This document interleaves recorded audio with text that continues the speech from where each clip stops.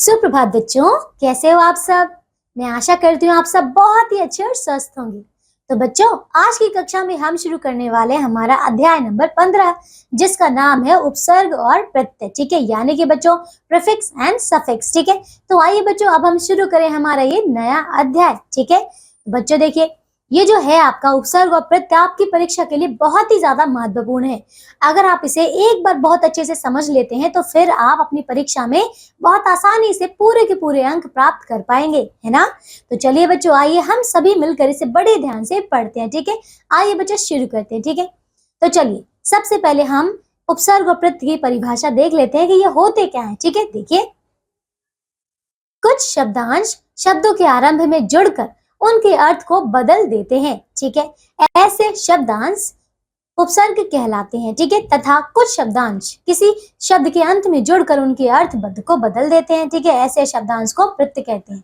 तो बच्चों आपको समझ आए, देखिए कोई भी एक हम आपका मूल शब्द होगा, मूल शब्द के आगे कोई नया शब्द जोड़ दिया जाएगा तो उसका जो है पूरा पूरा अर्थ जो है बदल जाएगा।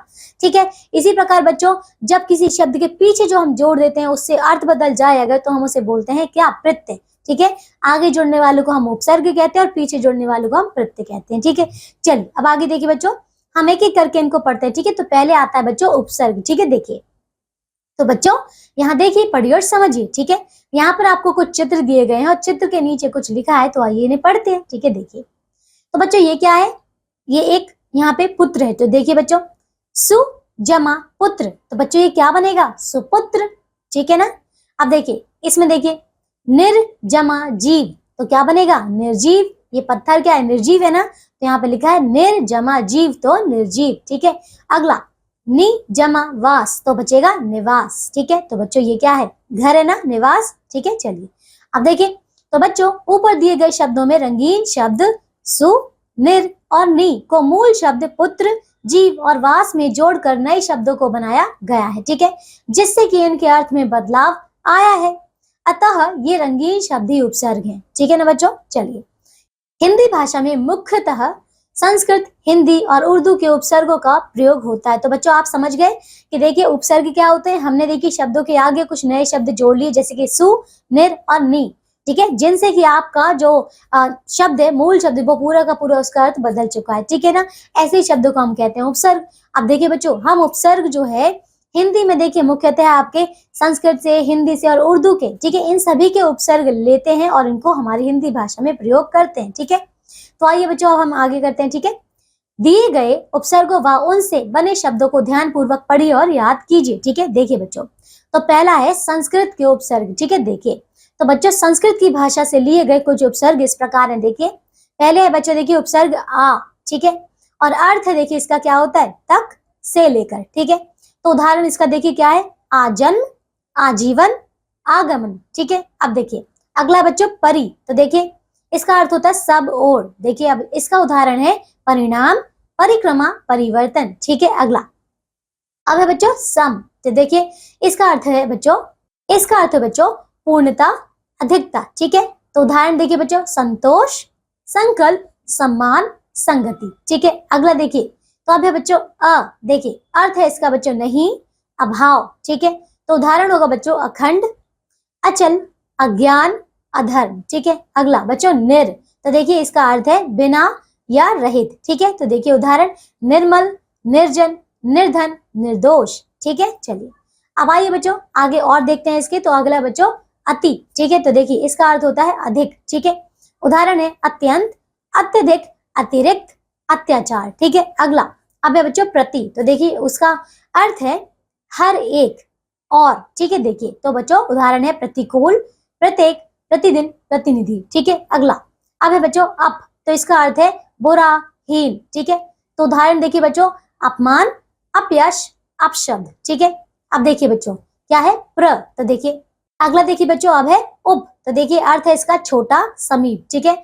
उदाहरण बनेगा बच्चों उपवास, उपवन, उपनाम, उपकार। ठीक है, अगला देखिए प्र।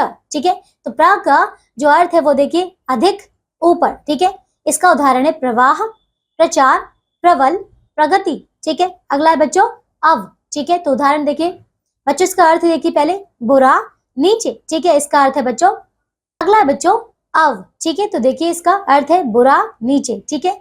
इसके उदाहरण है बच्चों अवगुण, अवनति, अवमूलन, अवमूल्यन, ठीक है। चलिए अगला देखिए बच्चों, अब है अभी, ठीक है। देखिए तो इसका अर्थ है बच्चों सामने, ठीक है। देखिए अभिलाषा, अभियोग, अभिमान, ठीक है। अगला सु, तो इसका अर्थ है अच्छा। तो देखिए बच्चों सुपुत्र, सुशासन और सुंदर और सुगंध, ठीक है। चलिए आइए बच्चों अब हम देखते हैं हिंदी के उपसर्ग, ठीक है। देखिए बच्चों, तो बच्चों हिंदी के उपसर्ग जैसे कि स, तो ठीक है इसका अर्थ होता है बच्चों सहित और अच्छा, ठीक है। उदाहरण देखिए सपरिवार, सपूत, सकुशल, ठीक है। अगला देखिए अध, अध का अर्थ है बच्चों आधा। तो उदाहरण है बच्चों अध कचरा, अध खिला, अध पका, अध मरा, ठीक है। अगला देखिए बिन, तो देखिए बिन का अर्थ है बच्चों बिना। तो देखिए बिन कहा, बिन सुना, बिन मांगा, ठीक है। अगला नी, तो नी का अर्थ है बच्चों बिना या रहित। तो देखिए बच्चों इसका उदाहरण है निडर, निकम्मा, निहत्था, निठल्ला, ठीक है। अगला देखिए अन, अन का अर्थ है बच्चों बिना, अभाव, ठीक है। अब देखिए उदाहरण अनहोनी, अनमोल, अनबन, अनपढ़, ठीक है। अगला देखिए बच्चों भर, तो भर का अर्थ है पूरा, ठीक है। देखिए उदाहरण भरसक, भरपेट, भरपूर, ठीक है। अगला देखिए उन, उन का अर्थ है बच्चों एक कम, ठीक है। देखिए उदाहरण 19, 29, 59, ठीक है। चलिए आइए बच्चों अब हम देखते हैं तीसरा, यह है बच्चों उर्दू के उपसर्ग, ठीक है। देखिए तो बच्चों उर्दू के उपसर्ग हैं पहला बद, तो बद का अर्थ है बच्चों बुरा, ठीक है। उदाहरण देखिए बदनाम, बदकिस्मत, बदबू और बदसूरत, ठीक है। चलिए अब देखिए बच्चों इसका अगला है गैर, तो देखिए गैर का अर्थ होता है भिन्न, ठीक है। उदाहरण है बच्चों गैर कानूनी, गैर हाजिर, गैर जिम्मेदार, ठीक है। अगला देखिए ला, तो ला का अर्थ है बच्चों अभाव या बिना, ठीक है। तो देखिए उदाहरण है बच्चों लाजवाब, ला इलाज, लापरवाह, लापता, ठीक है। अगला देखिए बच्चों खुश, तो देखिए खुश का अर्थ है अच्छा, ठीक है। देखिए तो खुशबू, खुशहाल, खुशकिस्मत, ठीक है। चलिए आगे देखिए बच्चों अब है कम, तो कम का अर्थ है बच्चों थोड़ा, ठीक है। देखिए इसका उदाहरण है कमजोर, कम खर्च, कम उम्र, कम अक्ल, ठीक है। अगला देखिए अब है बच्चों बे, तो बे का अर्थ है बच्चों रहित, ठीक है। देखिए उदाहरण है बेवकूफ, बेकार, बेचारा, बेईमान, ठीक है। चलिए आइए बच्चों अब हम देखते हैं प्रत्यय, ठीक है। हमने सारे उपसर्ग बहुत अच्छे से कर लिए हैं, अब हम करते हैं प्रत्यय के बारे में, ठीक है। देखिए तो बच्चों यहाँ पे देखिए, पढ़िए और समझिए। यहाँ पे हमें चित्र दिए गए हैं, इनके नीचे भी कुछ लिखा है, तो आइए हम सभी इसे मिलकर पढ़ते हैं। देखिए पहला बच्चों ये किसका चित्र है, दुकानदार का। तो देखिए दुकान जमा दार, तो बनेगा बच्चों दुकानदार, ठीक है, दुकानदार।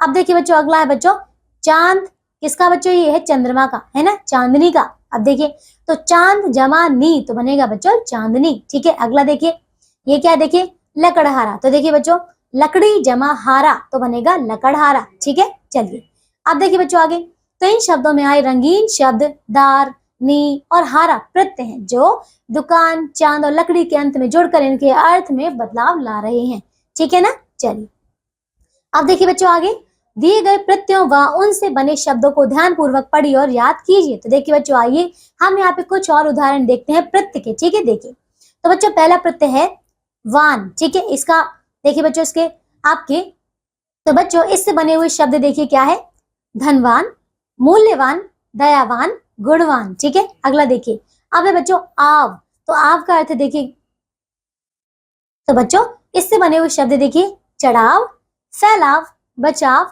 बहाव, ठीक है। अगला है आहट, तो देखिए इसका उदाहरण गर्माहट, कड़वाहट, चिकनाहट, ठीक है। चलिए आगे देखिए बच्चों आन, तो आन का उदाहरण देखिए बच्चों लगान, पहचान, उड़ान, मिलान, ठीक है। अगला वाला, ठीक है, तो देखिए उदाहरण टोपी वाला, सब्जी वाला, गाड़ी वाला, घड़ी वाला, ठीक है। अगला ता, तो देखिए ता का उदाहरण सुंदरता, प्रभुता, लघुता, दासता, मूर्खता, ठीक है। अगला देखिए कार, तो देखिए कार का उदाहरण मूर्तिकार, चित्रकार, पत्रकार, कलाकार, संगीतकार, ठीक है। अगला है इक, तो इसके उदाहरण बच्चों भौतिक, धार्मिक, दैनिक, नैतिक, सामाजिक, ठीक है। चलिए बच्चों तो ये सारे उदाहरण जो है हमने बहुत अच्छे से कर लिए हैं, हमने उपसर्ग भी देख लिए और प्रत्यय भी देख लिए, ठीक है। चलिए तो ये अध्याय हमारा खत्म होता है। बच्चों आइए हम एक बार दोहरा लेते हैं जो भी हमने इस पाठ से सीखा है, ठीक है। देखिए तो देखिए बच्चों कुछ शब्दांश शब्दों के आरंभ में जुड़कर उनके अर्थ को बदल देते हैं, ऐसे शब्दांश उपसर्ग कहलाते हैं, ठीक है। अगला शब्दांश किसी शब्द के अंत में जोड़कर उनके अर्थ को बदल देते हैं, ऐसे शब्दांश प्रत्यय कहलाते हैं। ठीक है, उपसर्ग शब्द के पूर्व जोड़ते हैं तथा प्रत्यय शब्द के अंत में, फिर दोनों के प्रयोग से ही शब्द के अर्थ में परिवर्तन होता है। ठीक है, चलिए बच्चों, तो देखिए यहाँ पे हमने अध्याय पूरी तरीके से समाप्त कर लिया है।